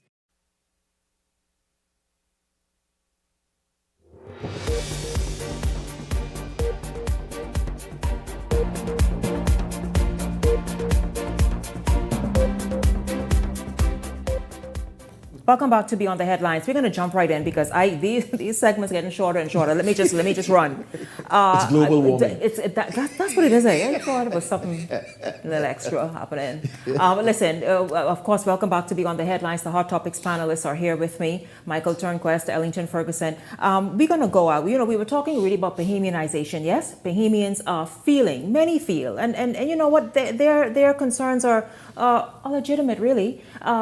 So in Grand Bahama, earlier today, you saw it on Eyewitness News on our social media, business owners in the Arlukaya area are very upset because they feel they're being pushed out and denied access to what will be an amazing business mecca when the Carnival Cruise Port is is completed or opened, many people are jostling for position there, and rightly so, because that'll be where all the action is, one of the areas. But listen to this business owner who was denied that hotspot at the Carnival Cruise site on port, and then we'll talk. My disappointment is that it's supposed to be for Grand Bahamians, but I'm not seeing that at all. We were very excited about the new cruise port, and it was an opportunity for us to, expand our business, because where we are now in the Port Lukai marketplace, things are a little bit, on the down end. So this was very exciting for us. However, we went through all the channels so that we could apply and get a spot, open a store, and that didn't happen for us. So I reached out to find out, what's going on, and they told us that they decided to give it to a very large jewelry store, and that store wasn't Grand Bahamian owned. And there are 3 jewelry stores, that are prominent stores in Grand Bahama, and none of us were given the opportunity to set up shop. So my disappointment is that it's supposed to be for Grand Bahamians, but I'm not seeing that at all. And that's not just for the jewelry business. I've spoken to other persons who own their businesses in Grand Bahama, and they also were not given that opportunity. Well, you guys, what do you make of this? I mean, because I know, this is by secondhand information, so I have to find out. Okay, I'll tell you what by secondhand information I was told in December, that there's a Bahamian business that it does have a spot. That has to be confirmed. But really, truly, it appears as though many people, you heard the lady, that they won't be able to have a spot in what will be the hottest spot, biggest tourist attraction, I imagine, on the island of Grand Bahama, that is now just being revived. Shanique, one would ask itself, at the end of the day, is it the same status quo in terms of who are getting these stores? I'm pretty sure, because some things as though she was referring to the jewelry stores, that she was not given the opportunity. I'm pretty sure if you were to do further investigation and find out whether it be 3 or 4 jewelry stores allowed in, you won't be surprised in terms of who those individuals are. I'm pretty sure our listening or our audience who are out there watching, I'm pretty sure they can call a few names and say, okay, we're sure this person and this person is they're in there. It's the same. At the end of the day, these cruise ports that we're so-called opening up, even the one in New Providence and our so-called, millions and millions of tourists that are visiting through our ports, they are staying right in that vicinity. Because they've become a destination. Yeah. Those cruise ports now have become a destination, like the one here. You would ask yourself, what is it? It looks good on the numbers, but what is it actually doing for the people of that island, the people of that, even right here in New Providence? We see now Royal Caribbean Cruise is about to open up there, right across from the port. I mean, you are basically creating a little bubble that will not get over the hill. It's not going to touch those that really need it. And you're still going to allow in these ports just particular individuals who are already the wealthy of the Bahamas of Nassau, of Freeport, Grand Bahama, and it still doesn't trickle down to where it needs to get to. Shanique, and we hear these discussion about these HOA, these heads of agreement, and they talk about the first thing you hear come out of it, jobs for Bahamians and all of this type of stuff. They tired of jobs, man. Shoot, and what the job is, sir, how would you like your conch? How would you like it cracked? Even if on that level. And our leaders have got to reconsider. It appears that when they sit to negotiate, on the benefit of these entities that wants to come in here and themselves to tout what they call their accomplishment, which obviously the Bahamian is left out and we are second thought. The lady spoke about the fact that the business that her, a local Grand Bahamian, this island that has been suffering for so long, this island whose economy we try to turn around, they're applying for these places to open shop, and you could give it to a shop that's come out of New Providence or wherever else it come from out of Grand Bahama, I think we're lost as it relates to developing this nation. We're out of whack. We don't have a vision. We're not steering towards a clear path. And our people continue to be left on the sidelines, scraping for the crumbs. This is unfortunate. Again, I say we've got to be deliberate about how we're doing things. We've got to be deliberate about empowering people, Bahamians. We're either serious about it or we're not. Okay, these entities that comes here, they got to know that the bottom line, whatever you're going to bring here, it is to benefit Bahamian. But not only that, but when it comes, one second, Michael, because Michael and Ellington, when it comes also to negotiating these heads of agreements, it really should be said. We've talked about what the I Group is now beginning to do after many years, but they saw the dilapidated state of that little cardboard building in Mayaguana as the airport. They are stepping in. I think that moving forward, that heads of agreement must have something in it where they give to some national infrastructural project ongoing. Ongoing. You need leaders with that kind of thinking. But not even that. Not even that. We continue. It's look as though we believe more in foreign ownership than very in terms of trying to say, tell Bahamians, you can own it. The Chinese, they do it all the time. They send their people out to all around the world, and they invest in their people in terms of owning businesses, ownership in other places as well as China. When you go to China to do business, you got to partner with the Chinese in order to, if you want to do manufacturing, this, that, the next, you have to find new ways in terms of to make sure you're basically building up Bahamians, not foreign ownership. Yeah, but Dubai does it. Foreigners don't own anything in Dubai. The locals they own all the land. But you know what's funny, Michael? Many administrations I've heard that thought before from a number of administrations, meaning governments then. And they have kind of pushed that message that, listen, when the foreign investor comes, we want to ensure that they partner with Bahamians to make things happen, that Bahamians are empowered. Shanique, that's an opposition language. Well, once they get in power, that's shit. That's opposition language. Unless we empower these for Bahamians, unless we begin to own a tourism product, and they tout the amount of people that's coming here, but we don't own it. When those people come here, that money is already paid someplace in the world where their head office is at. Ain't nobody that's coming and pay no money in no place here. The majority of those money never see the Bahama Islands land. And we've got to shift the way we do things if we're going to develop a sustainable economy. We've got to change. We continue to allow the foreigners to come here and milk the land. The monies leave. And it never come here. I mean, first of all, the transaction has happened here. At the end of the day, the money is wired out. It's a pass-through. You're using it as a pass-through economy, whereas though, they go and make an investment, then money might be in the ground. But that return on that investment leaves, all that leaves. Of course, paychecks are paid, but at the end, it still does not lead to Bahamian ownership. Gentlemen, both points are right. This argument is much needed and needs to be expanded further. We will revisit it, of course. That matter again happening in Grand Bahama, where businesses really want access. We know the economy in Grand Bahama is just now showing some signs of, hey, something could be happening. So people want to get in where they could fit in nicely and benefit. And so, of course, we heard the lady said that as it stands now, she and her business and quite a number of others that she knows of have been denied the access. And so we will follow that up for sure. But meanwhile, let's just get to this before we run out of time in this segment. Our reserve police officers have not been paid since December. This is what they are saying. In fact, something that has been handed to me, it says, police reserves are facing a significant issue regarding the non-payment of their salaries since December of last year.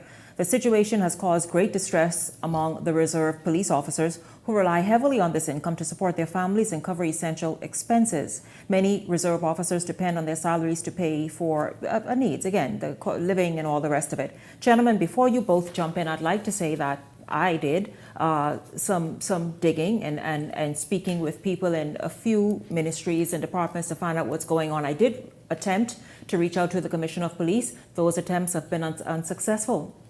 It's so funny. I had somebody You can interrupt the host, but go ahead. So earlier this week, a police reservist, apologize, who came and said, we have not been paid. I had somebody from, I think it's BAMSI or Agriculture, said, we haven't been paid for a week or two. I mean, we've said this over and over. Okay, don't go further because I have some information to share. Now, here is what I am learning. This is just initial investigation, what was told to me. We will continue to follow this as it relates to the police reserve pay. What is happening is there is, admittedly, a group of reserve police officers who have not been paid since December or however long it is. And here's what's happening, gentlemen. These officers are not quite honest, according to my sources, and well-placed sources at that. What is the trend many times? Either they have someone sign it, they are posted to a number of areas, but in particular police stations, let's say overnight. So they would go there and they would work and have to work 8 hours. And if, they may put in an hour here or there, and then they skip out. Or have someone sign in and say they were there. And apparently this has been discovered. And for that reason, people are saying, pay for what? Why? How would you can pay for you not being there or showing up for an hour or two and then leaving? How we can pay you? So apparently this is an investigation. Apparently the Commissioner of Police is aware. The same Commissioner, Shanta Knowles, is aware, and she's asked them to give her some time to look into it so she properly can address it. She didn't say that to me because I can't seem to reach her. However, this is what I'm understanding that she has told them because they've brought it to her attention as well.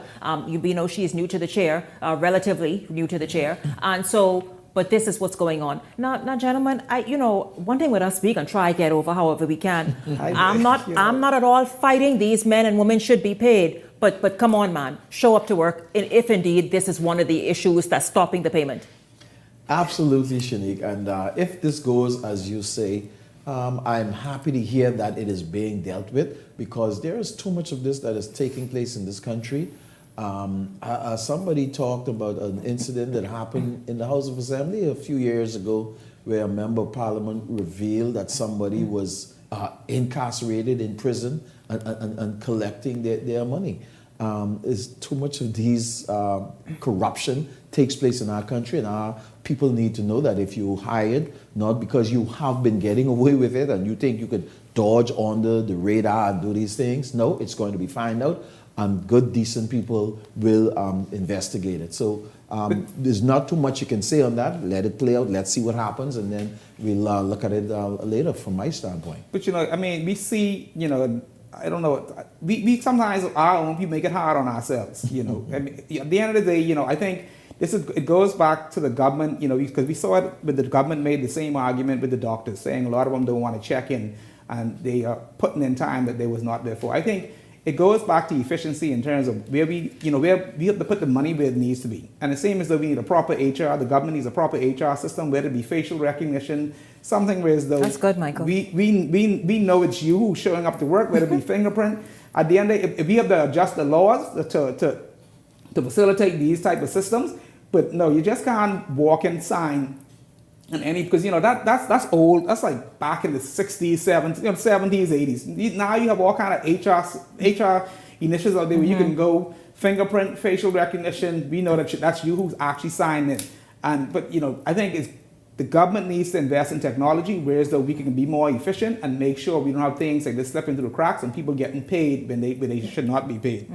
I agree. Quickly, we have a few more minutes left, so I want to just talk about this. Colby Davis, Transport Minister, is obviously very upset at the jitney shooting out east on Tuesday morning. She says once the investigation is complete, certainly steps will be taken and decisions made, which could possibly include, especially based on what this was, just like a movie. You heard about that movie out east the other morning? I was there. You were there. I had just dropped off my daughter to school, and I was going down Yamacraw, and I was. It's time for Focus Forward, sponsored by Invest Grand Bahama. It's Grand Bahama's best talk show, highlighting all of the positive things happening in Freeport. Look forward to our special guests each week that will tell you about events, activities, and initiatives that are making a remarkable impact on our community. You'll also hear from local business owners and get a heads up on deals and special promotions. It's time to Focus Forward.